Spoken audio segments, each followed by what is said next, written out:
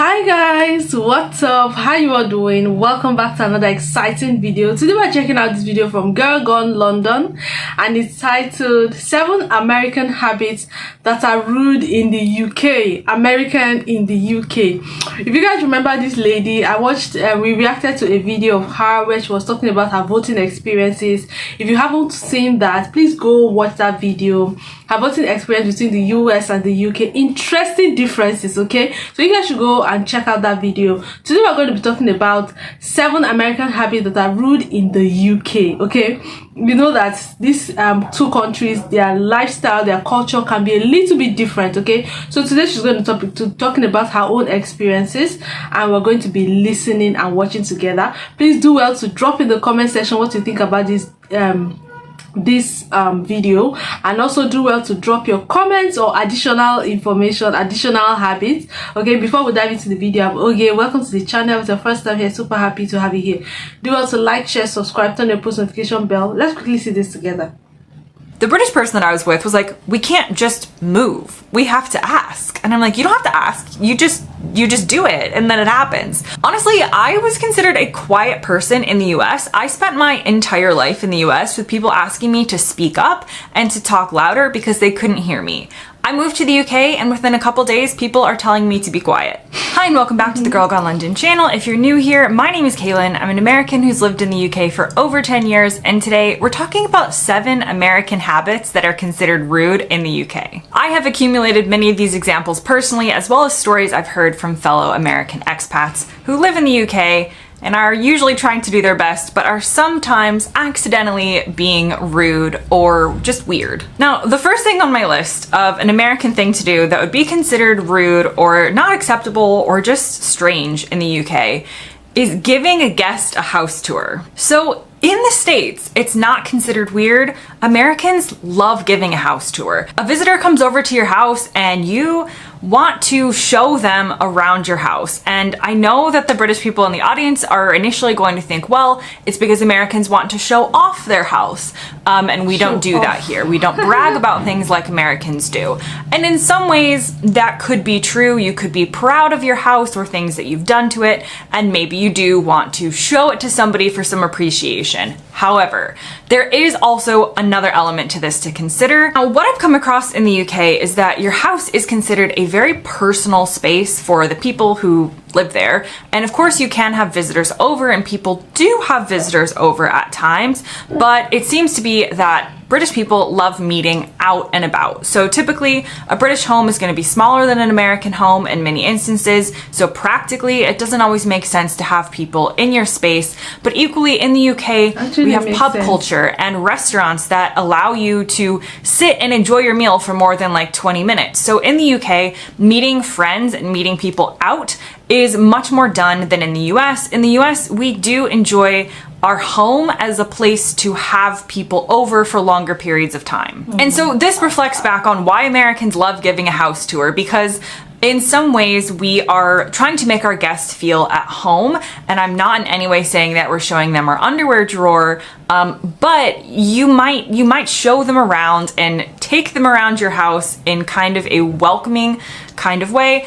This isn't done in the UK. So if you have people over, they stick to the rooms that they're allowed in. Most of the house, you like practically board up when someone's coming over, and that's where the visitor is supposed to be. And again, I'm not saying Americans like have guests to their home just wandering every inch of your space, but when they would come to the door, you would welcome them in, and if they haven't been to your home before, you would usually give them some type of tour. Now, the tour of my house in the UK would be over in about 30 seconds because, as I said, typically homes in the UK are smaller than in the US, but again, this would be considered weird or rude in the UK because it would mostly be seen as you're trying to show off your home, and that's something that is not done. Now, the next thing on my list actually has to do with American servers within a restaurant and the behavior that would be considered rude, which is not only constantly checking in on you and kind of, in some ways, probably to a British person, bothering you during your meal,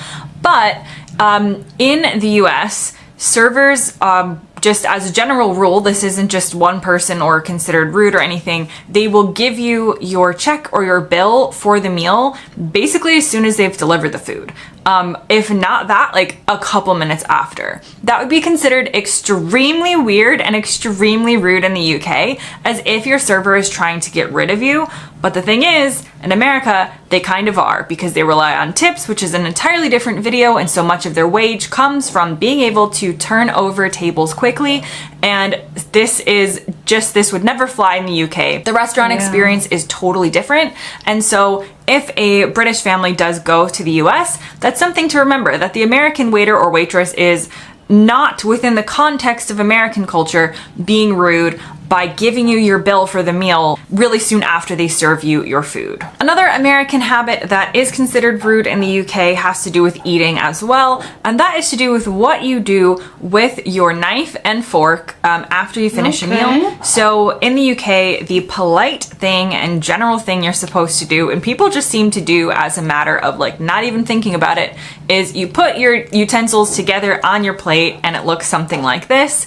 And this is not really done in the US. So there is no official signal for I have finished my food or I am done with my meal, and you kind of just leave your utensils wherever you want to leave them. They could be on the plate, they could be off the plate, they could be making a cross, they could be like just stacked in any weird old way. You basically just throw your utensils down and that means you're done. That is considered rude in the UK in the sense that it's just the polite thing to do to finish your meal by putting your utensils together on the plate, which is something that I have gotten better at remembering to do, but I still have to sometimes remember to do it naturally, and I see other people around me in the UK just doing this naturally, and I have to remember to gather all of my utensils and put them in this line on the plate to show that I'm done. The next thing on my list is Americans being loud. So, I mean, I'm not going to sit here and say that we're not loud. We are loud. Honestly, I was considered a quiet person in the US. I spent my entire life in the US with people asking me to speak up and to talk louder because they couldn't hear me. I moved to the UK and within a couple days, people are telling me to be quiet. Americans just speak loudly. We just are loud, and it's a trait that is considered relatively rude in the UK because it's infringing on other people's right to enjoy the environment surrounding them. And this is particularly prevalent with Americans on like public transportation in the UK. So if you take the tube in London or a train, you can usually hear the Americans before you can see them. It's just, we're not trying to be rude, we just culturally are loud. And another thing to remember the next time you hear a loud American in the UK is that within the country that we're from, because everybody is loud, you have to speak louder and louder and louder to be heard over the other people. So it doesn't come across as being loud in the US because everybody's being loud. Whereas here in the UK, definitely people are a bit more reserved and a bit more quiet, and suddenly I become the loudest person in the room. The next American habit that's considered rude in the UK, and this is definitely a little bit of a cringy one, is not saying please or thank you or please can you do this. Not having those like niceties attached to what you're saying. And this is definitely one of those things I notice when I'm in the US. An example would be if you are in a store and asking where something is.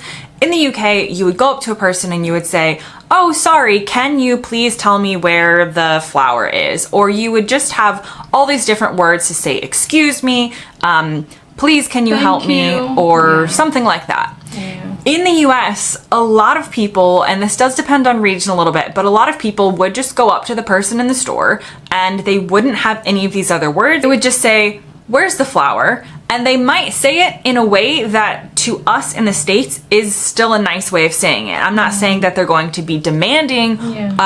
We could still say it nicely, but we wouldn't include the other words like "excuse me, please can you help me, can you do this?" We would just kind of go in directly with our question. And in some ways this may have to do with the American style of direct communication that I talked about in a previous video, but overall it is just sort of bad manners in the UK and in most countries, so I'm not siding with the Americans on this one, but bad manners to not be saying please, not be saying thank you, and things like that. And the next thing on my list that Americans do that can be considered weird in the UK is talking very openly about religion and asking people questions about their religion. And what I mean by this is, In the UK, religion is seen as a personal thing. So you might go to church, you might not, you might go to another religious venue, you might not, but you're not going to expect people that you don't know to ask you about it. In the US, this is a little different. As a country, America is much more religious than the UK, and it is seen as more appropriate to ask a stranger maybe where they go to church, because the assumption is that a lot of people do, especially in certain parts of the US, or you might ask them what religion they are. And again, there's going to be differing experiences of this depending on where you live in America and your age and, you know, your social group and things like that. But as a general rule, it's more acceptable in the US to speak about and to ask strangers or acquaintances about religion. In the UK, this is definitely considered rude and not acceptable because religion is viewed as a much more intensely personal and private thing. And the final thing on my list has to do with queuing. Of course it does. The American habit that is considered rude in the UK is essentially pushing to the front of things or taking things before you wait your turn or you ask. In the UK, the art of queuing is well known. People are very good at it. People are good at lining up, waiting for things, waiting your turn. The British way is sort of just being like, no, you go first. No, you go first. Or just really having a sense of order when it comes to who gets what next. In America, it is kind of everyone for yourself. We are very bad at lining up. I don't know if you've seen the scene in an iconic American Christmas film called Jingle All the Way with Arnold Schwarzenegger of all people. But there is a scene when they get a toy into the toy shop that all the parents want and they essentially trample each other to get to it. This has happened in the US. This is something that I watch and I'm like, yes, this makes sense for America. This is kind of how we operate. And we can even take it from the funny, silly, like, physical example of, you know, not being able to line up or like rushing into a toy shop or something like that. But it also tends to extend to other areas as well. So as an example, there was one time when I was on a plane traveling with a British person and the plane had empty seats in the same like economy section that we booked, so it wasn't like first class empty seats, but there were empty seats and there were seats that I would have preferred to sit in more than the one that I had, but there weren't that many empty seats. So my American self was like, we're just gonna move. We're just gonna move. We're not gonna ask. We're just gonna go and move to these other seats that are empty. And this has always worked for me. This is just the American way. I see something that's open. I'm like, okay, nobody else is using this and it's in the same class that I've booked. So I'm just gonna go and sit there. I'm gonna take it.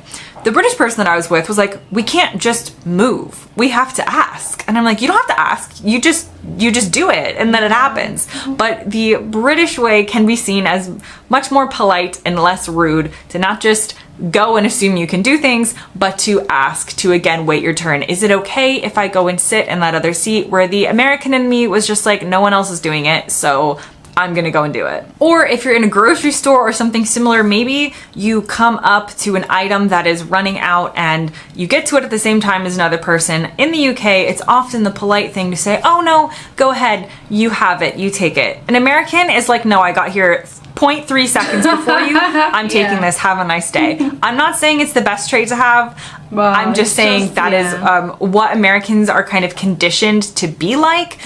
You can call it entitled or you can call it bold, whatever you want to see it as. That is definitely an American habit that is not considered acceptable and is considered rude in the UK. Now that brings me to the end of this list. I hope you learned something new, or the next time you encounter an American in the UK, you maybe have an understanding of why they do some of the things they do. Thanks very much for watching, and I'll see you next time. Wow, you guys, wow, this video was actually very interesting. To be honest, it's safe to say that the British